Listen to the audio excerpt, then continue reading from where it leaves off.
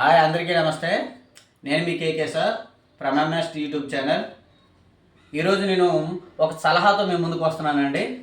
మనం చూసాం కదా 10th క్లాస్ ఎగ్జామ్స్ క్లియర్ అయిపోయి ఇప్పుడు మనం ఫోకస్ చేయవలసింది 9th class students. So 9th class స్టూడెంట్స్కి నేను ఒక సలహా ఇవ్వదలుచుకున్నానండి. సో మరేమంటే ఏమీ లేదండి, మనకి చాలామంది 9th క్లాస్ స్టూడెంట్స్ ఆలోచిస్తారు. ఎలా ఆలోచిస్తారు?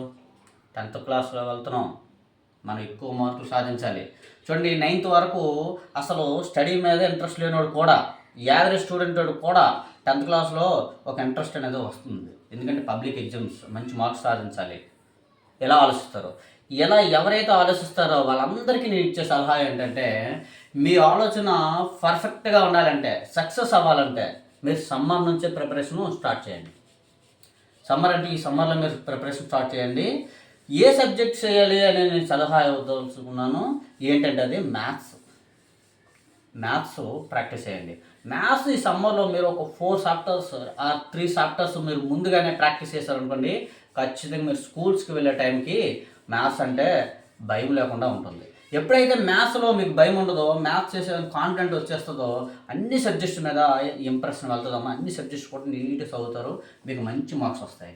ఇదేనండి నేను ఇచ్చే సలహా. ముఖ్యంగా యావరేజ్ స్టూడెంట్, ఎవరైతే యావరేజ్ స్టూడెంట్స్ ఉంటారో వీళ్ళు మాత్రము మ్యాథమెటిక్స్నే ప్రాక్టీస్ చేయాలి, ఫార్ములాస్ చదువుకోవాలి. First chapter, second chapter, third chapter వైజ్గా, టాపిక్ వైజ్గా నేర్చుకోవాలి. మ్యాథ్స్ ఎవరైతే నేర్చుకుంటారో ఈ సమ్మర్లో వాళ్ళకి తర్వాత బర్డెన్ లేకుండా ఈజీగా మంచి మార్క్స్, ముఖ్యంగా యావరేజ్ స్టూడెంట్ 500 మార్క్స్ తెచ్చుకోవాలంటే ఖచ్చితంగా మ్యాథ్స్ ప్రాక్టీస్ చేయాలి. సో మీ అందరూ కూడా మ్యాథ్స్ ప్రాక్టీస్ చేస్తున్నానండి.